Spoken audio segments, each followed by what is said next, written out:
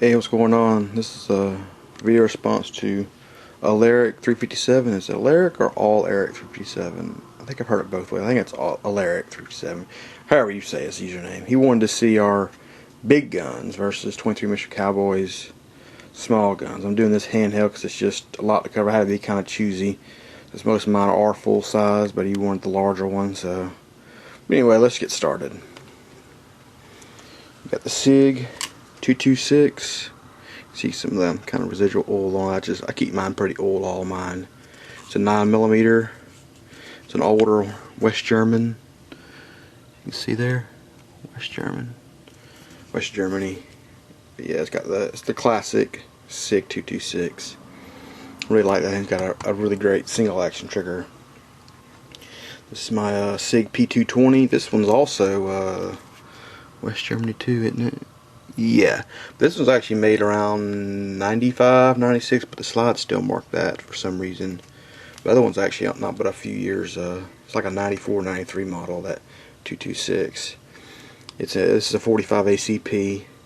I added these hoe grips on it because I think it actually supposed to come with these pebble, not the pebble, but the checkered. But they actually had the pebble style, which I really wasn't grippy enough.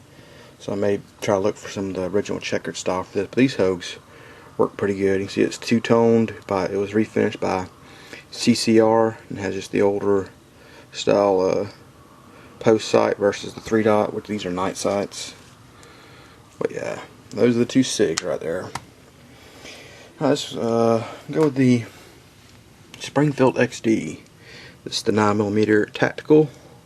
Got the full size. I like the looks of the longer slide on it and everything like that. I need to get some more trigger time with this, but it's a good shooting gun though. I like it better over a Glock.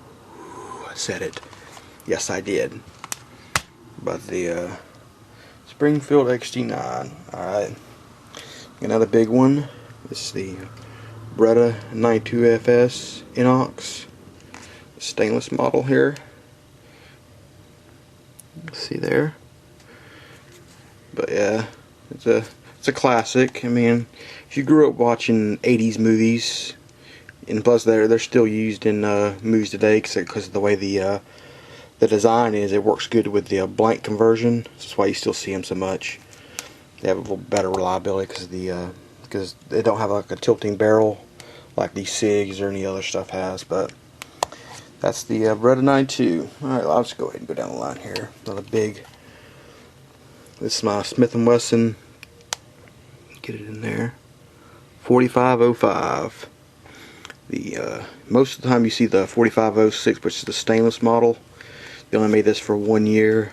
I actually thought about selling this. I actually had it listed on Arms List, but then I gained my sanity back and I took it down.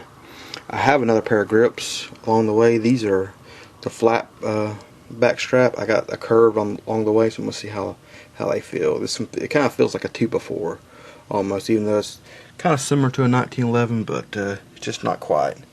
So we'll see. And it has 3-dot sights, 45 ACP. If I forgot to mention that, you have to forgive my camera work here. This thing's a tank right there. It's a tank.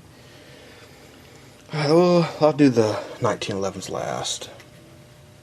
This is the Smith & Wesson Model 10, good old classic. It's got the heavy barrel, got the Packmeyer grips on it, which these cover up the back strap because the finish on this back strap is gone on this thing. I think this was probably like a security guard gun or something like that. It's a Dash 8 that has the pin barrel but doesn't have the recessed cylinder.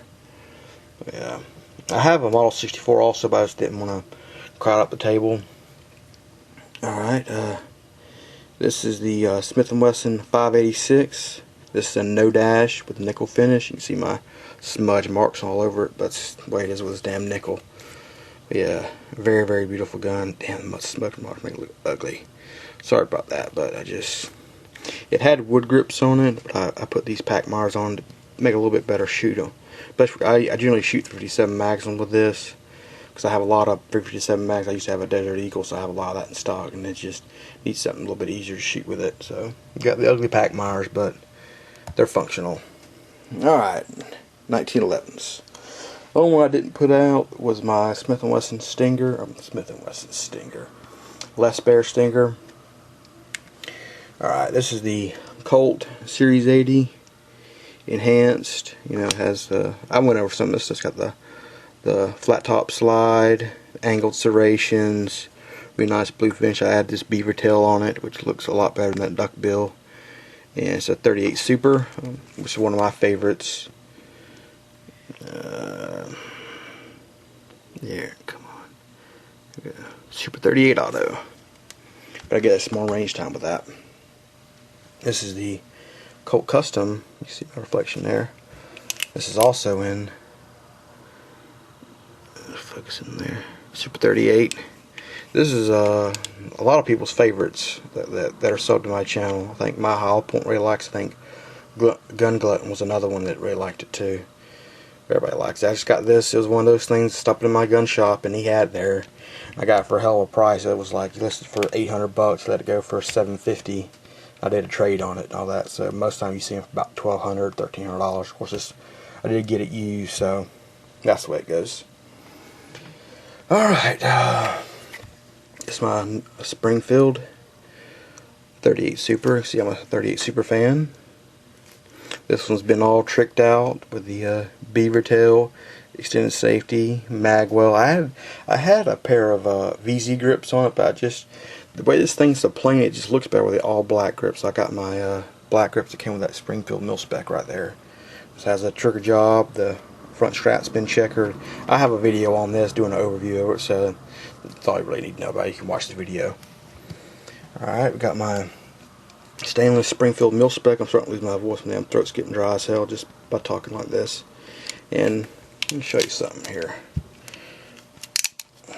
Notice the firing pin stop is parkerized. I actually was looking it over like last week, and it was cracked.